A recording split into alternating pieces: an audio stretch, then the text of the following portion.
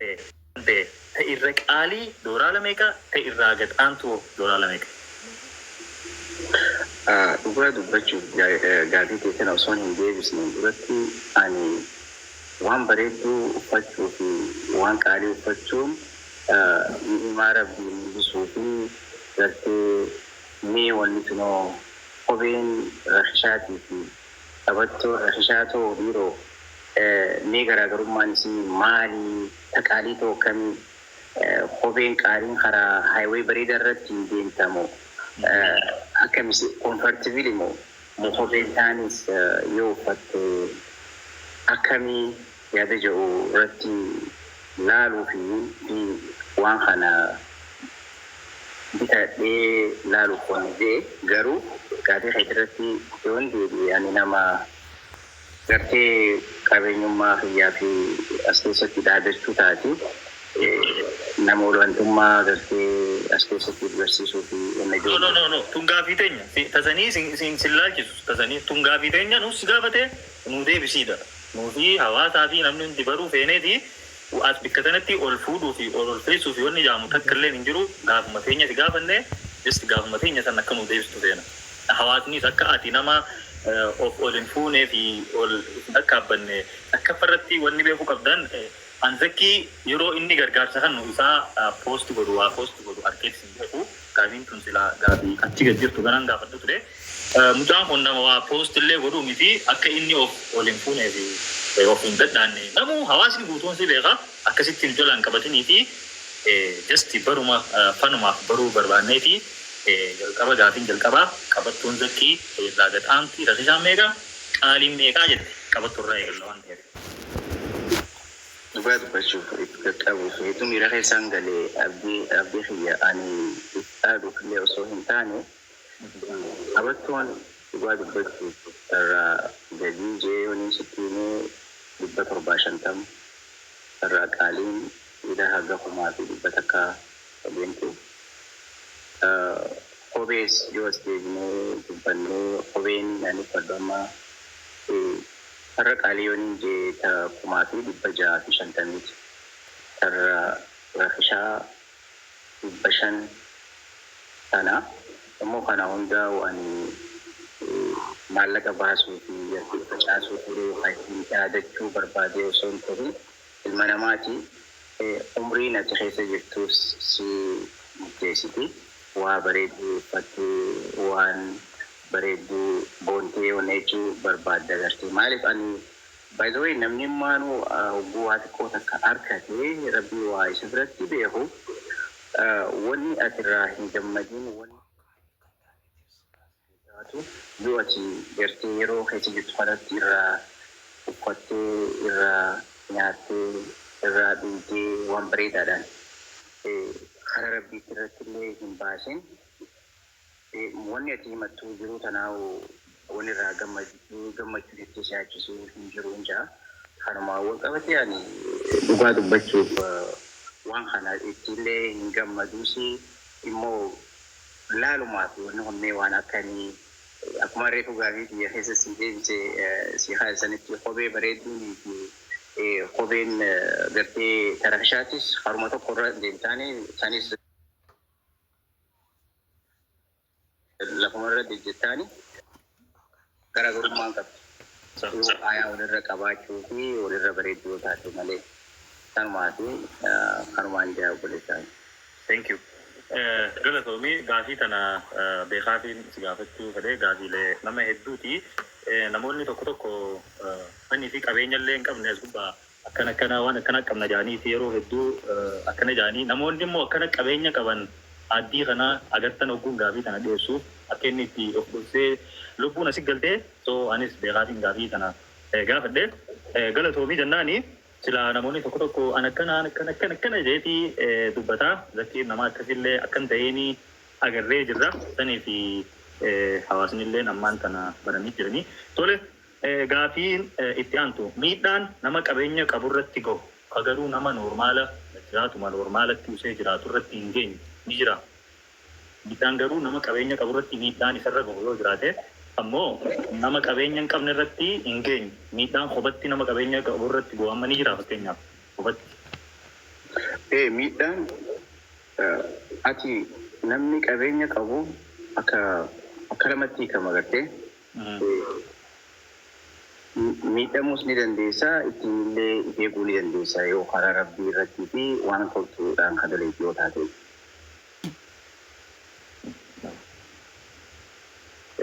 Saniifuu miidhaan kophaatti irra ni jira jechuudha. Miidhaan ni jiraati.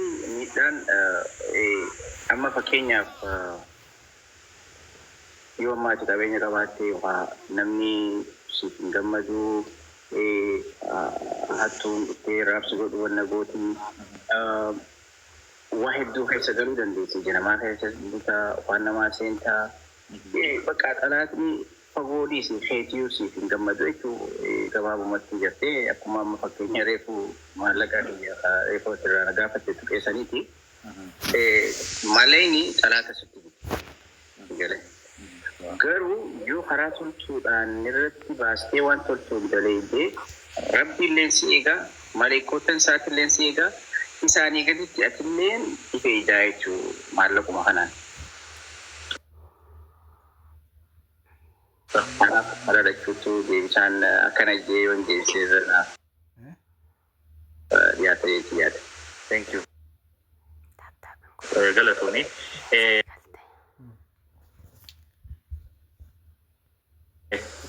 Daawwattoota keenya jidduwaanuu warreen biyya adda addaa keessanii daawwachaa jirtan hedduu galatoomaa ammallee sagantaan keenya akkuma itti jirti.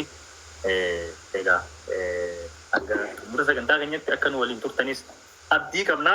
Inshaallah yeroo muraasaatti moofee isin qabne. Okay. Sheekootii keessaa itti gaafiin namoota sadii namoota akkaan dinqisiifatu sheekoota keessaa mukan haa isaanii. Warra biyya alaa jiru kana moo warra biyya jiru?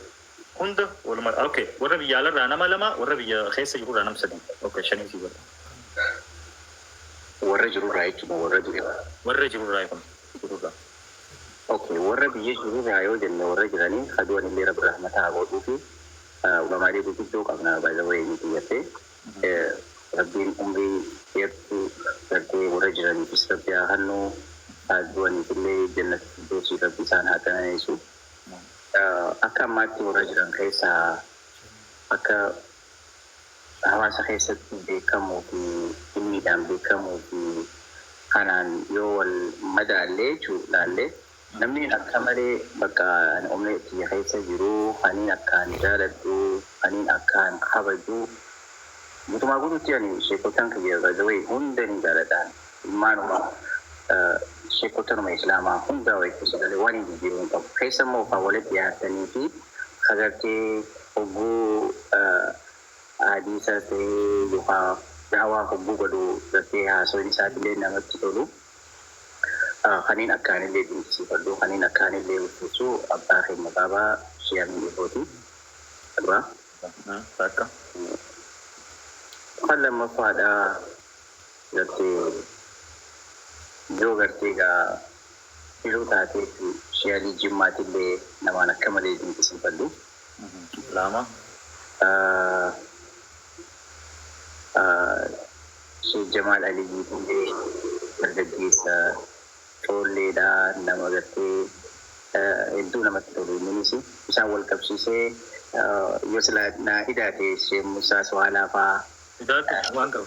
Isaanis hedduun taasifadha warra akka malee gartee ittiin boonu warroottan biraatillee sheekottan akka Sheekh Salaam Baalee isaas akka malee dinqisiifadha akka malee jaaladha. Obboleessa keenya Kadardaraa san ishee ibsaadha. Isallee akka malee jaaladhaani. Guutumaa guututti walii galee jechuun ishee raayyaa abbaa mancaatiis galee ishee Abdurrahmaan kana shiidaansaa ijoollee isaatii wajjin illee habaasu san maqaa isaanii irraanfadhee. Ustaad Najjaash. Shee Anas.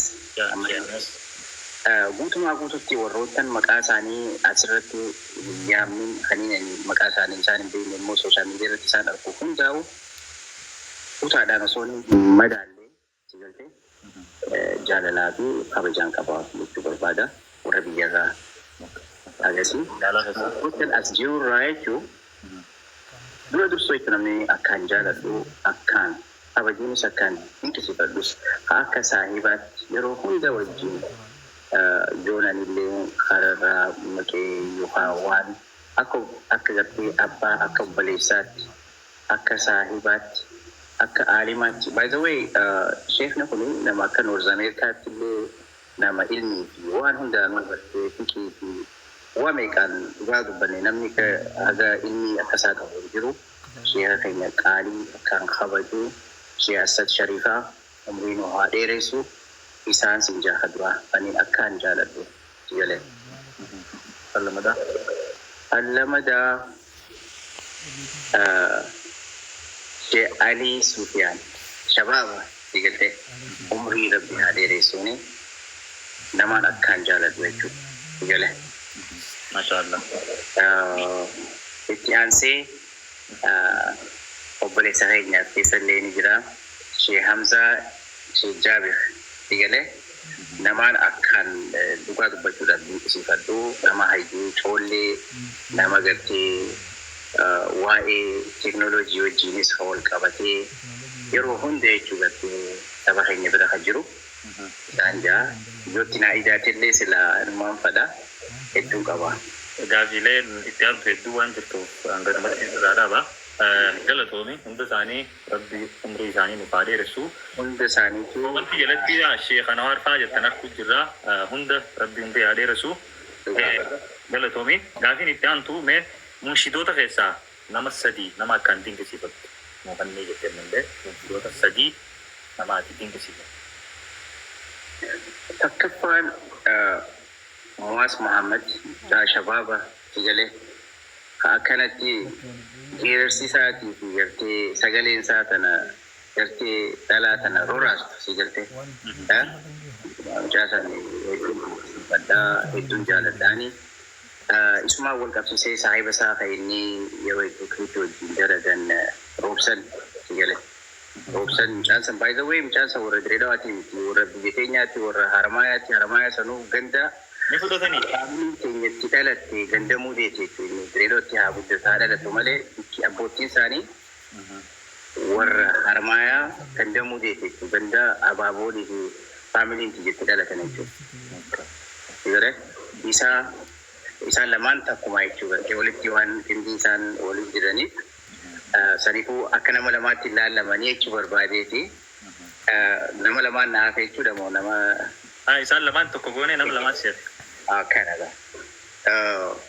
Itti aansee lammaffaa warra munshidoota keessaa Saalah himanyu akkanatti Saalah galannisii fi mootii alamaa Saalah Muhammad. Isa sanii polisi keenya sana akka malee jaaladhan isheedhasaa. Sadaffaadhaa Maahir. Mahir ya. Mahir itu awon ID seperti sudah. Mahir Malay khadrat ko jira Malayin tu kaje wala sisanta. Wa dasanis akamaleen dukki pada. Butu magututi dole kenya tamu sidota hedun jaladani gawan ati carra nama sadina kan itu Malay. Malik ojete wali musida dua dubbachura simbol qabsee waliin dubbachuu barbaadu gartee waa'ee rasuulaatii fi alayhi salaatu wassalaam waa'ee rabbiitii fi waa'ee guddina islaamummaa waa'ee gartee saabaanii fi gartee haala akkam keessa akka turan sanirra dhaabbataniiti nashiidaa kana godhanii jechuudha.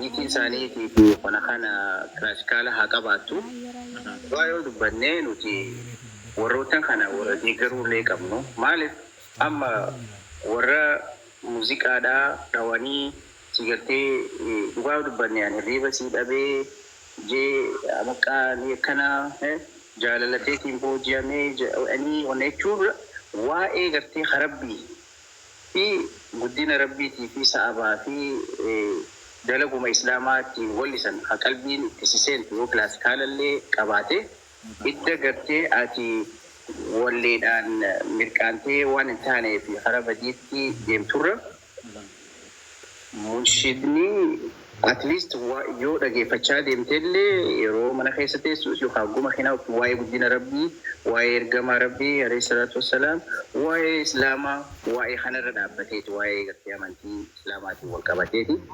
Ani guutumaa guututti ijoollee keenya warra nashiidaa baastus hawlisaa keenyas hundaa'u maaliif abbaa fedhe rabbii guyyaa fedhe keessaa qaceelchuu danda'a si galee.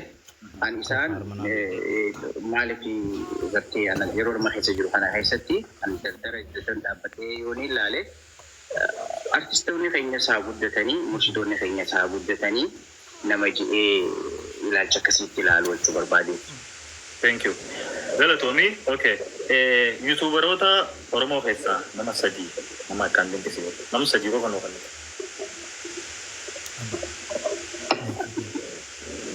Dhugaa dubbachuudhaan namni akkaan dinqisiifadhu yeroo hedduu waan naaf inni walitti dhiyaanuufillee waan inni sooshaal miidiyaa irra na fideefillee jechuun baadde jaafeetuufi dhugaa dubbachuudhaan nama wani inni godhu duraanis osoo isa hin beekne duraa wanni nuti asirratti isa harkaa turre miskiina kana qaamarraa dhiqee wajji dhiqatee osoo hin balfine sii galtee waan akkasii godhu diraamaalee adda addaa dalaguu irratti waan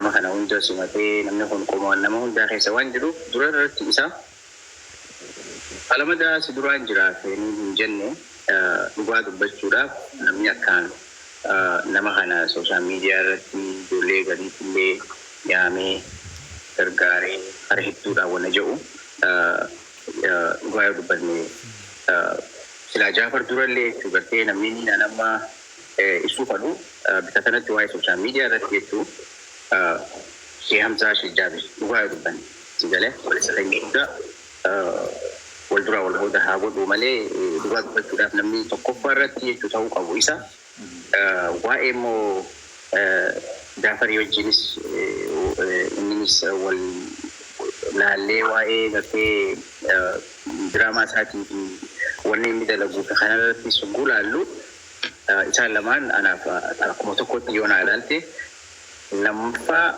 ati jechuu Yalee lammaffaa namni dinqifadhu ati nama kana hunda yaamtee hawaasa kana yeroo eegumsa ofii guutuu hogguu gartee waan adda addaa galee ispeeshaalii jaalijjuus immoo joolijjuus hajaamu saayiba keessa yaatii fi isaa lamumatti deemmaati gaama nama tokkotti naa idee please. Nama tokkotti okay lama. Yalee namni sadaffaadha yuutuubara keessatti kanneen argu kanneen yeroo hedduun illee na hordofu amma inni sooshaal miidiyaa irrallee yoo jiraachuu baate sharmaarkeedha dhugaa dubbachuudha.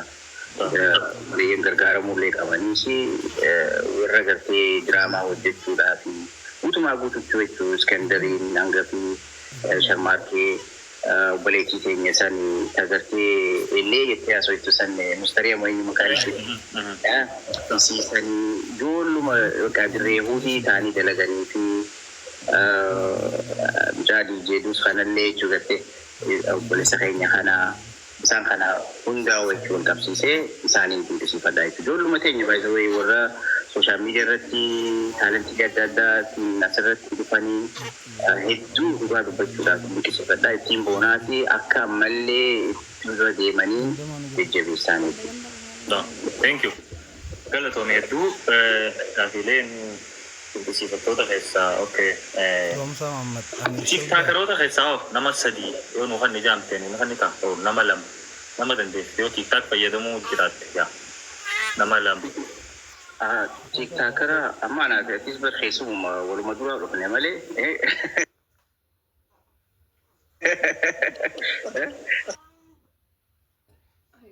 Seribu tiktaakera dhiisnu keessaa baasnu. Tiktaakera warra naqee qabbaa yooniidha nama warroottan gartee isaan fa'aa asirratti beeksisuudhaaf faadhama gartee fa'aa jeen fa'aa yoo taate malee. Mas bira funnaa. It's okay. Tiktaakeroota bira funnaa. Okay. Abbootii qabeenyaa keessaa nama lama namni kan isaa nama dinqisiifatu qabeenya isaan qabaataniif qofa osoo hin ta'in hawaasa biras namoota dhaabbatan fa'a agartu.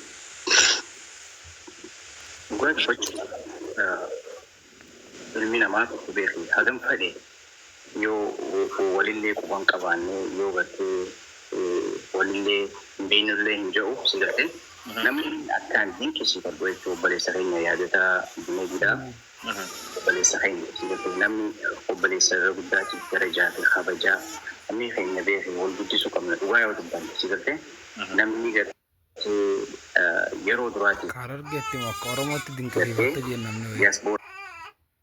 kanarraa dhufee biyya ishii galee nama gartee akkanatti haalli siyaasaa wanni kun jaawin duratti waytu gartee mootummaan duraanii jirurraa eegalee biyya ishii galee fakkeenya namaatillee akka ta'u jedhamee eeggameesi kan eeggamuus isaa jechuudha. Namaan akkaan dinqisiifadhu nama waan isaan jijjiirru hin qabne jechuudha. Waanuma oroguma hundaan jechuudha. Namaan by the way yaadataa dur wal beeknaan dhugaa dubbachuudhaaf nama akka faamilii fi nama maatii keenyaa wajjin by the way akkootiyaa fi obboleessa kiyya kanarratti taatiin buutee amata dheeraadhaaf mana tokko ollaa tokko beena tokko bishaan tokko jirubaa wajjin nyaatanii wajjin dubbatanii jechuudha. Isaan biratti akkootii bira ture jechuudha.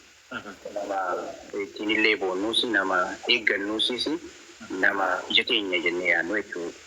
Dhugaa dubbachuudhaaf jechaatu ittiin na hanqata. Abbaa qabeenyaa taatee waan isaanii ibsu. mee gaafadhu. Galatoon hedduu jidduun yeroo takka uummatatti waadaa maddaa. Ustaazamzaan Zakiin Dallaas folloora 10,000 gadiin akka gadi hin buunee naan jee hojii manaa naafan. Isin immoo hojii manaa sana yeroo takka Zakii irratti qaatuma amma nama 7,000 irra jira. Namni 3,000 fi 500 irra jira yeroo takka namni follow hin godhin. Taataa godhaati yeroo takka hojii manaa san jalaa poliis na baasa nama 3,000 hafe 3,000 tuqaa 10,000 galcha.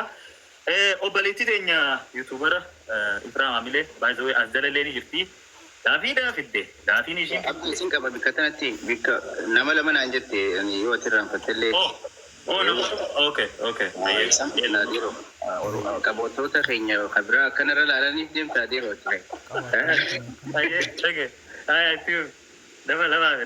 Lammadaa nama gartee daawwaanis gartee daahii nama kamalee gartee hawaasa keenya kanaafis ispeeshaalii nama dargaggeessa ta'ee diin islaamaa barsiisuunis qabeenyaanis dura jiru obboleessa keenya yaadasatti aansee Sheikh Jamaal Aliyyiti namaan akkaan dinqisiifadhu nama guutumaa guututtuu ani dhugaa dubbachuuf nama keenya kan hin beekuu fi kan hin beekneefu sigaltuu xiqqaa boruba nama olkee dhalatee guddatuuhu nama darajaatti gudduu fi namni keenya ammaas nama keenya hedduu abbuma fedheewu nama guddatu tokko utaana soo hin laallee ilaalchaa fi gocha isaan godhanii fi fakkeenya namaaf ta'aniif namni nama dinqisiifamuuf qabu nama galatnilleen isaanii malu sigale yoo obboleettii keenya ta dhalaadhaa tagartee yeroo duraatiif dhalaa keessaa Maazar Tereezaa Jaaniinii hin beekamtu as magaalaa Noorz Ameerikaa Minisootaa jirti. Maqaan isittilleen anyway Opraadhaan irra guddaa beekamti. Isanii jechuudha akka malee dinqisiifadhuusi isaan kana kanneen kana fakkaatan hunda kan hin beekne jechuudha inshaallah.